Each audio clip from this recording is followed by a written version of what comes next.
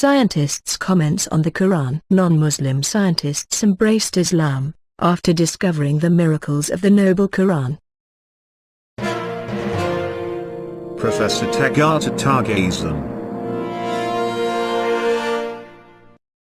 Chairman of the Department of Anatomy and is the former Dean of the Faculty of Medicine, University of Chiang, Thailand. He said, "In the last 3 years, I became interested in the Quran. From my studies, I believe that everything that has been recorded in the Quran 1400 years ago must be the truth that can be proved by the scientific means. Since the Prophet Muhammad could neither read nor write, Muhammad must be a messenger who relayed this truth which was revealed to him as an enlightenment by the one who is eligible creator.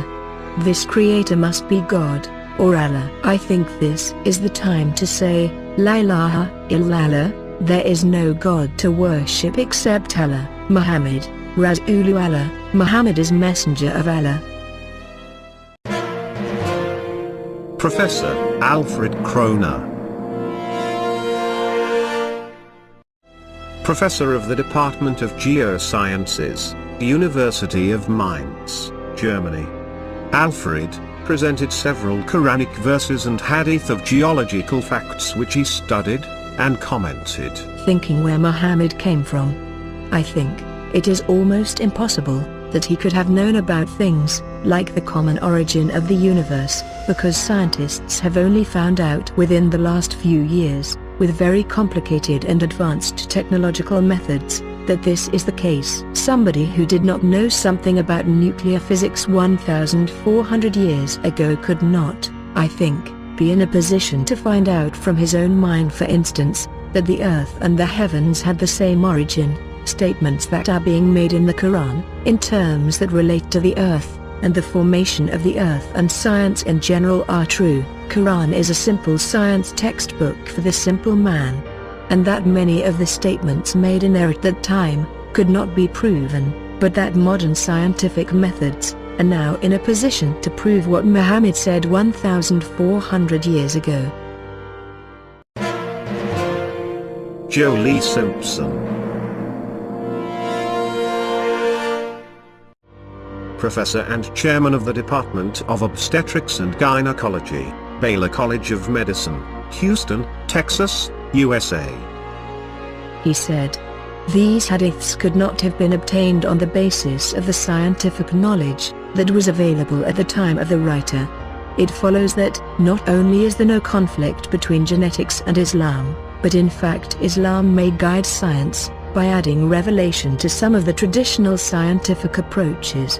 There exist statements in the Quran shown centuries later to be valid, which support knowledge in the Quran having been derived from God."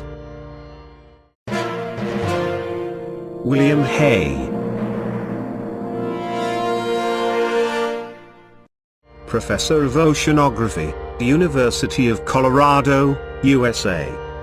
He said, "I find it very interesting that this sort of information is in the ancient scriptures of the Holy Quran, and I have no way of knowing where they would have come from.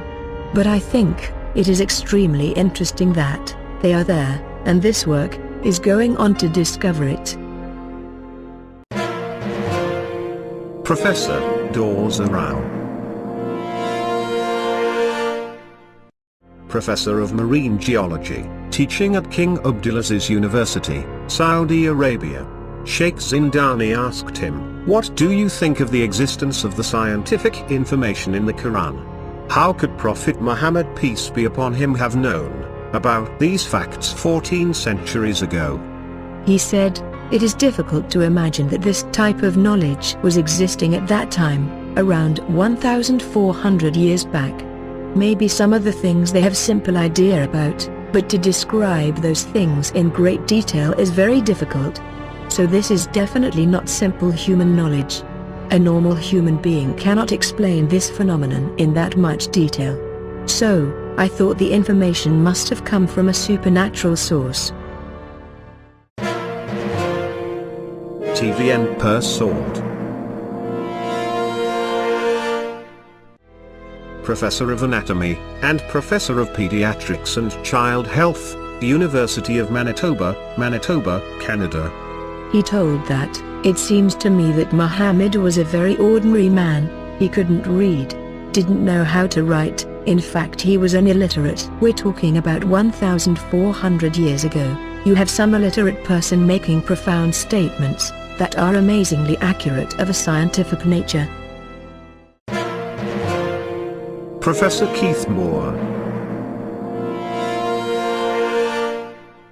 Professor Emeritus, Department of Anatomy and Cell Biology, University of Toronto, Canada.